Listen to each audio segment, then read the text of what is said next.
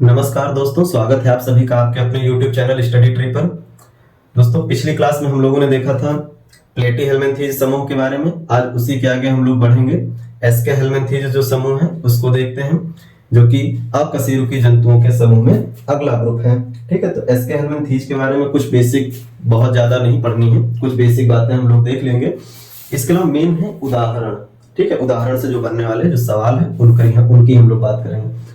यहाँ पर अगर हम लोग एस्केहेल्मिन्थीज समूह की बात करें तो यहाँ आपको ध्यान रखना है कि एस्केहेल्मिन्थीज शब्द सबसे पहले दिया किसने था, तो नाम आता है ब्रोग्ड, एक जो साइंटिस्ट है उनका नाम आता है। इसके अलावा एस्केहेल्मिन्थीज जो जंतु हैं इनकी कुछ विशेषताएं जो है वो कौन कौन सी हैं, तो ध्यान रखिएगा कि इनका जो शरीर है वो अखंडित लंबा पतला धागे नुमा देखने को मिलता है, बेलनाकार शरीर होता है और दोनों के दोनों सिरे जो होते हैं वो नुकीले होते हैं।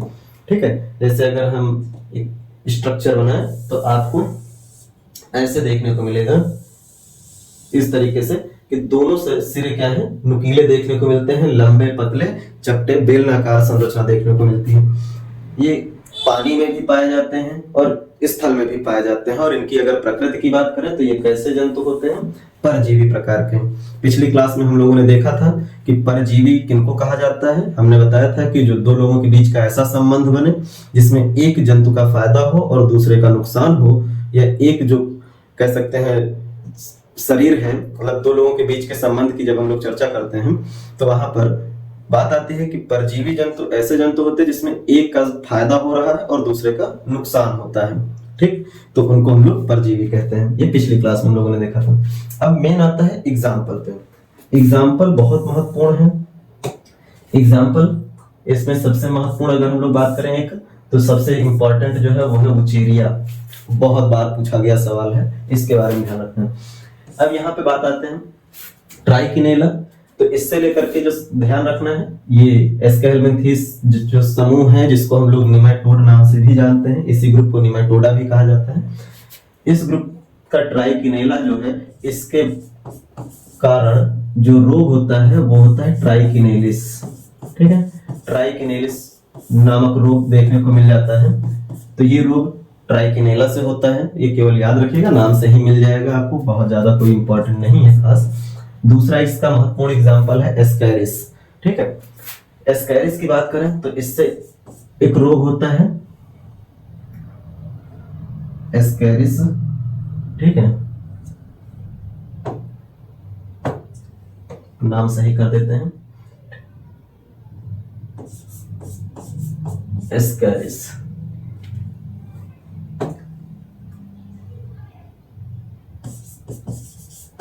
तो एस्कैरिस से एस्केरियासिस नामक रोग होता है। यहाँ पे एस्केरियासिस नामक रोग एक देखने को मिलता है।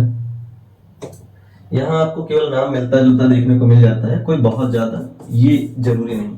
सबसे जरूरी है वुचेरिया। वुचेरिया जो है, इसको ध्यान रखना है कि ये एक मच्छर की बात करते हैं। मच्छरों से कुछ रोग ध्यान रखने होते हैं, जैसे डेंगू किस मच्छर के काटने से होता है, मलेरिया किससे होता है, फाइलेरिया किससे होता है।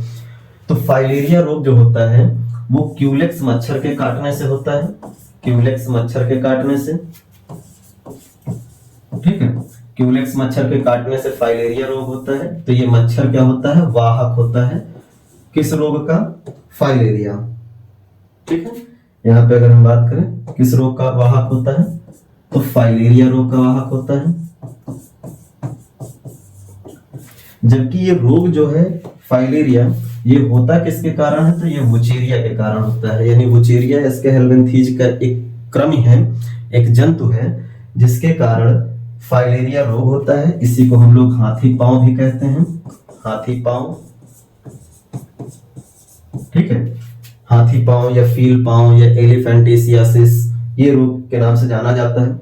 तो फाइलेरिया रोग होता है किसके कारण, वुचेरिया बेनक्राफ्टी पूरा नाम है इसका, इसके काटने से होता है। जबकि अगर बात करें कि इस परजीवी को फैलाने का काम कौन करता है या किसके कारण ये फैलता है, तो क्यूलेक्स मच्छर के काटने से ये फैलता है। इसीलिए फाइलेरिया रोग का कारक बनता है वुचेरिया, लेकिन फाइलेरिया रोग का कारक बनता है क्यूलेक्स मच्छर।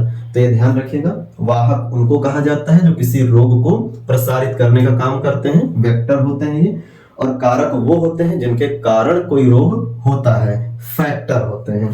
ठीक है, जो कारक होते हैं ये कारक है फाइलेरिया रोग का, इनको फैक्टर कहेंगे, और जो वाहक होते हैं इनको वेक्टर कहते हैं। ठीक है, वाहक को वेक्टर कहा जाता है। तो ये बात आप ध्यान रखेंगे। अब आते हैं, देख लेते हैं कुछ तस्वीरें जिससे आपको समझ में आ जाए। ये है फाइलेरिया का कह सकते हैं कृमि, जिसको हम लोग जानते हैं वुचेरिया के नाम से। वुचेरिया बैनक्राफ्टी पूरा नाम है, वुचेरिया बैनक्राफ्टी।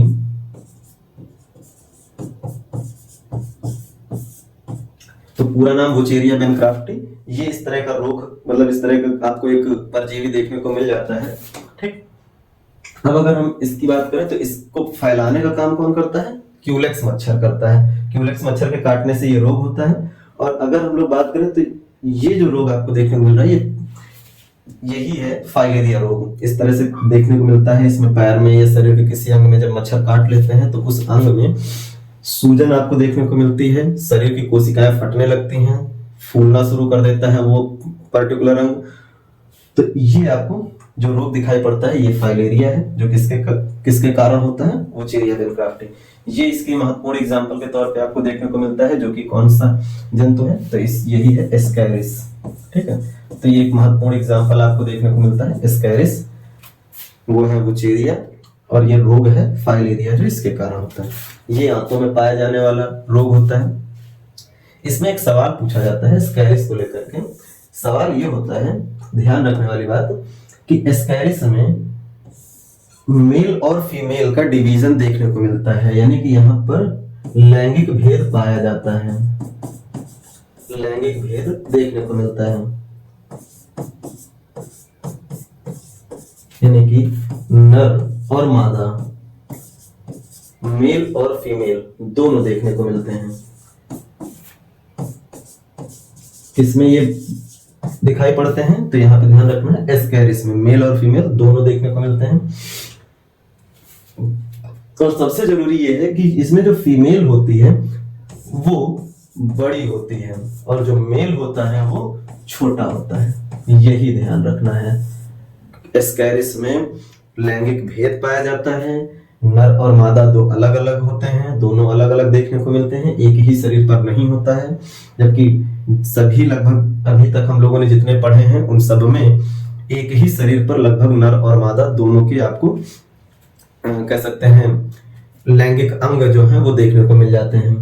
यहाँ पर नर और मादा का भेद दिखाई पड़ता है और इसमें नर छोटा होता है, ये नर छोटा होता है और जो मादा है वो बड़ी होती है।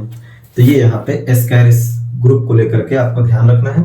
एस्कैरिस में बस इतना ही है, इतना अगर आप तैयार कर लेते हैं तो आपको इस ग्रुप से कोई भी अतिरिक्त सवाल नहीं पूछा जाता है। कंप्लीट है, कंप्लीट इतना है। आगे की बात अब हम लोग अगली क्लास में करेंगे। आज बस इतना ही इस क्लास में रखते हैं। छोटी सी क्लास हुई, अगली क्लास थोड़ी सी शायद इससे और छोटी हो या बड़ी हो, फिलहाल इतना ही रखते हैं। बस ये है कि आप लोग निरंतर तैयारी करते रहें, तैयारी में जुड़े रहें, बने रहें, और सिलेबस आपका पूरा करा दिया जाएगा कंटिन्यूटी के साथ। धीरे धीरे समय की बात हम लोग कर रहे हैं, समय निकालने की बात आ रही है, तो समय प्रॉपर अब निकलना शुरू हो रहा है धीरे धीरे। तो फिर हम लोग सिलेबस कवर करेंगे सभी सब्जेक्ट की। ठीक है, आज इतना ही रखते हैं। धन्यवाद।